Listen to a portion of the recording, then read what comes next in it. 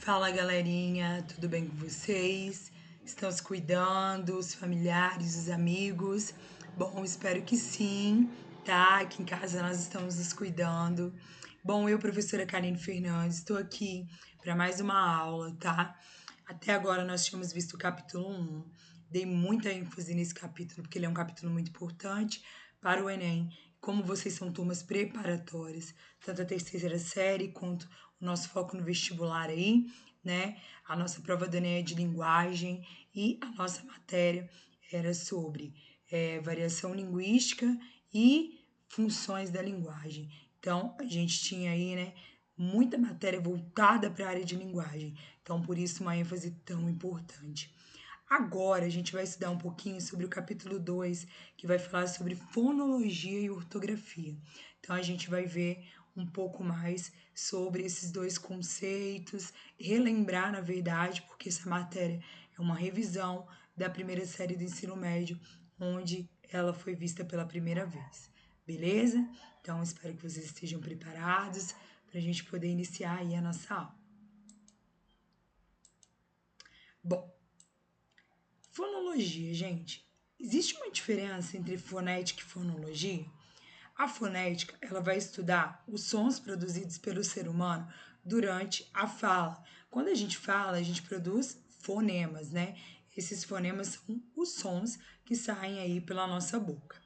A fonologia, ela estuda os diferentes sons que modificam o signo verbal, que são as palavras, né? E, consequentemente, o significado dele. Então, a fonologia vai estudar, por exemplo, por que sala, cala e rala, elas possuem aqui, ó, né? Os mesmos sons e ela vai mudar o sentido mudando só um fonema, aqui no caso, beleza? Que é o S, C e R. Então, ela estuda essas mudanças que ocorrem na língua. O nome disso é fonologia, tá? Em suma, a fonologia estuda os fonemas, né? A fonologia estuda a fonética, isto é, ela estuda os sons que o ser humano usa para se comunicar. Então, a fonologia ela é a parte que vai estudar os sons que a gente produz para se comunicar. A gente se comunica por meio de palavras. E essas palavras são reproduzidas por meio de sons, beleza? Claro que não só por meio de palavras, mas da maioria das vezes por meio de palavras. Bom, Bom, pessoal, diferença entre fonemas e letras. O fonema, ele é a unidade mínima própria do sistema sonoro da língua. O que é isso? Ele é a língua falada, tá? Cada A, E, I, O, U, cada som desse é um fonema. A, B, C, D, K, Có, né? Todos esses sons aí são fonemas. Os fonemas, eles são representados entre barras. Então, essa partezinha do meu slide são fonemas. Por que eles são representados entre barras? Para serem diferenciados das letras. Já a letra, ela vai corresponder a cada sinal gráfico que é usado para representar as palavras na linguagem escrita. Tudo isso são palavras, menos isso aqui, beleza? Então, olha o exemplo. A palavra casa. Escrita desse jeito, ela é uma palavra. Quando eu coloco ela entre barras, ela é fonema. Essa é a representação fonética dela. Casa, né? Na escrita ela é escrita com C. Quando eu falo, ela tem som de K. Casa, escrita com S. Quando eu pronuncio, tem som de Z. Então, sempre que eu tiver representando por letras o fonema, ele virá entre barras, justamente para diferenciar das letras. Bom, vamos ver um pouquinho sobre consoantes, vogais e semivogais. As consoantes, elas ocorrem quando a corrente de ar dos pulmões, ela é parcialmente bloqueada, pela língua, pelos dentes ou pelos lábios. Por exemplo, a gente conhece aqui como D, mas eu só consigo falar D porque eu junto essa consoante com a vogal E. Tenta falar sem o E. Perceba? D, D, D. Percebam que o meu lábio vai bloquear aí a saída do som, né? Por quê? Eu não consigo pronunciar a consoante se eu não agregar uma vogal. F, só consigo pronunciar porque eu agrego vogal. Tenta pronunciar o F sem vogal. F. Não sai. Perceberam? Então, as consoantes, elas são bloqueadas aí pela língua, dente ou lábios. Agora, as vogais e semivogais, elas são formadas sem obstrução para a saída do ar. Ó. A, E, I, O, U. Nada abstrai na hora de pronunciar. Na nossa língua portuguesa, não existe sílaba sem vogal, tá? E não existe uma sílaba que tenha duas vogais, beleza? Do mesmo jeito que a gente não vai ter uma sílaba com duas vogais, a gente não vai ter uma sílaba sem vogal. Vogal é soberano. E a gente aprende que as vogais, a representação delas como letras é A, E, I, O, U. Mas para fonética nós temos mais que isso. Por exemplo, eu posso ter o E, o E, o O e assim por diante. A semivogal, ela é pronunciada de maneira mais fraca que a vogal. Ela é um apoio para a vogal. As letras I e U, elas serão vogais se acompanhadas de consoantes. Se elas não forem acompanhadas de consoantes, elas serão semivogais. Então, por exemplo, piso. O I aqui, ela está acompanhada de uma consoante. Então, aqui ela é uma vogal. Agora, observe aqui, ó. Rei. O I aqui está acompanhado do E. Então, aqui o E é uma vogal, o I é uma semivogal. E essa semivogal, ela é representada foneticamente por esse fonema aqui. Ó. Então, ela forma uma única sílaba, sendo uma semivogal. Ela está apoiada na vogal E, ela é uma semivogal, representada foneticamente, tá entre barras, por esse J, tá? Mesma coisa acontece aqui com o O e com o U. Ó, água, né? O U aqui, ele tá apoiado no A. Caos, o O aqui tá apoiado no A. Então, ele é representado pelo esse fonema W e eles estão formando uma única sílaba, sendo uma semivogal, porque só vai ser vogal se estiver apoiado numa consoante, beleza? Encontros vocálicos. O que é o encontro vocálico, gente? É o agrupamento de vogal e semivogal. A gente vai ter numa mesma sílaba aí o agrupamento ou em sílabas diferentes. O ditongo, que vem de dois ou de, né? É o encontro de vogal e semivogal na mesma sílaba. Pega a palavra beijo, separa a sílaba dela. Beijo. Eu tenho aqui, ó, né? Vogal, semivogal. Então, por isso, ó, eu tenho, nesse caso aqui, um ditongo, porque eu tenho vogal e semivogal na mesma sílaba. Dois, por isso de. O tritongo é o encontro de uma vogal e duas semivogais na mesma sílaba. Paraguai, quando eu separo a sílaba, ó. Paraguai. Semivogal, vogal, semivogal. Tri, são três, beleza? E rato, são duas vogais, sendo cada uma em uma sílaba diferente. Saúde, sa-u-de. Uma vogal aqui, outra aqui, já que eu não posso ter duas vogais na mesma sílaba.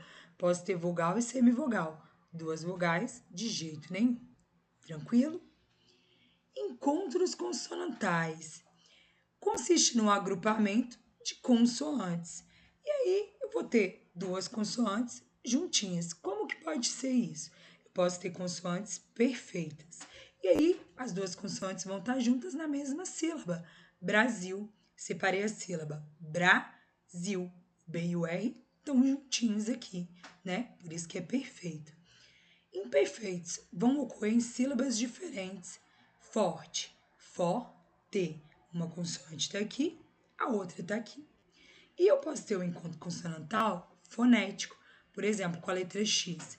O X ele pode ter som de KS, que são duas consoantes, então é um encontro consonantal. Oxigênio, né? O X tem som de KS, então eu tenho um encontro de duas consoantes quando eu pronuncio oxigênio, beleza? Percebam uma coisa, no encontro consonantal eu escuto o som das duas consoantes. Brasil, eu escuto o som do B e do R. Forte, eu escuto o som do R e do T. Oxigênio, eu escuto o som do K e do S. Beleza? Os dígrafos já muda um pouquinho. Ocorre quando duas letras, elas vão representar um único som, tá? Vou ter duas letrinhas representando um som só. Por exemplo, chá. tem o CH representando o som de X. Então, são duas letras, que no caso duas consoantes, representando um som. Querida. Vocês escutam o som do U? É querida? Não é, né? Então, tenho duas letras, consoante e vogal, representando um único som, né? Então, por isso que é um dígrafo aqui. Quando a gente pensa em sílabas, as sílabas elas são formadas quando há um ou mais fonemas pronunciados em uma só emissão de voz, beleza? Então, a gente tem aí, vamos lembrar uma matéria muito antiga e muito fácil. Monossílaba, que é uma palavra monossílaba. Por exemplo, pé, só tem uma sílaba, não se separa. Dissílaba, de dois, né? A gente já viu ditongo quando tem duas sílabas. Lutar, lutar, duas sílabas. Trissílaba, né? Vem de três, tritongo aqui, ó. Então, três. Goteira, goteira. Então, eu tenho três sílabas. E polissílaba, que eu posso ter quatro, né? De poli ou mais sílabas, depende do tamanho da palavra aí, né? Ó, tartaruga. Tenho quatro sílabas, beleza? Muito fácil. Bom, nós temos também as sílabas tônicas. A sílaba tônica, ela é a sílaba mais forte e a átona é a mais fraca. Gente, uma palavra ela pode ter mais de uma sílaba átona, mas ela só vai ter uma única sílaba tônica, beleza? Pega a palavra panela, né? Panela aí, ó, tem uma sílaba que é mais forte, que é o né. Então, o né é a sílaba tônica e as outras duas que são mais fracas são as átonas, né? Então, ó, panela, né é a tônica, pá e lá, as átonas. De acordo com a posição da sílaba, a palavra pode ser o quê? Eu tenho que olhar a sílaba tônica para classificar em monossílaba tônica, oxítona, paroxítona ou proparoxítona. Gente, não necessariamente a palavra precisa ser acentuada para receber essa classificação. A monossílaba tônica, ela é pronunciada de maneira forte e apresenta sentido, mesmo isolada. Por exemplo, pé, né? Pé aí nesse caso tem sentido sozinho e ela é pronunciada com intensidade, beleza? Oxítona é quando a última sílaba é a tônica. Café, ó, eu conto sempre de trás para frente. Fé é a sílaba mais forte, é a tônica e o K é a átona. Por isso que é oxítona, a última é a tônica. Lembrando que não necessariamente precisa ser acentuada. Para oxítona, a penúltima sílaba será a tônica. Olha o exemplo. Cadeira, cadeira. Última, penúltima. A mais forte é a penúltima, cadeira. Então, por isso ela é paroxítona e não tem acento. E a proparoxítona é a mais fácil. É a antepenúltima sílaba tônica, mas por que é a mais fácil? Todas as palavras proparoxítonas são acentuadas. Prótese. Então, prótese. Última, penúltima, antepenúltima. Tá aqui o acento, proparoxítona. E o que são variações fonéticas, gente? Nós que já vimos variações linguísticas, né? Elas vão ocorrer quando o falante da língua ele ouve sons de determinadas palavras que são diferentes daquelas que ele está habituado. Ela é típica da fala, tá? Exemplo, quando a gente está conversando, que a gente fala né, aí, Então, isso aí são variações fonéticas. Ela pode acontecer também devido ao sotaque e diversas outras situações. E dificilmente a gente vai ver variação fonética na escrita. Por quê? A nossa preocupação com o texto escrito, ela é muito maior do que com a fala. Então, é comum a gente ouvir sons de determinadas palavras que são diferentes das palavras que a gente está habituado ou da maneira que a gente fala, principalmente devido ao tamanho do nosso país, beleza? Então, existem também variações fonéticas também, tá? Na música, isso é muito comum. Comecem a reparar as músicas que vocês escutam, que vocês vão perceber. Bom, quando a gente pensa na ortografia, pessoal, ela é a parte da gramática que apresenta e define a escrita das palavras de acordo com a norma culta. O que é isso? A gente tem lá a gramática normativa e a ortografia é que vai definir a maneira correta para a língua formal que a gente deve escrever. O acordo ortográfico é um acordo que acontece, tá, de tempo em tempo, normalmente de 100 em 100 anos.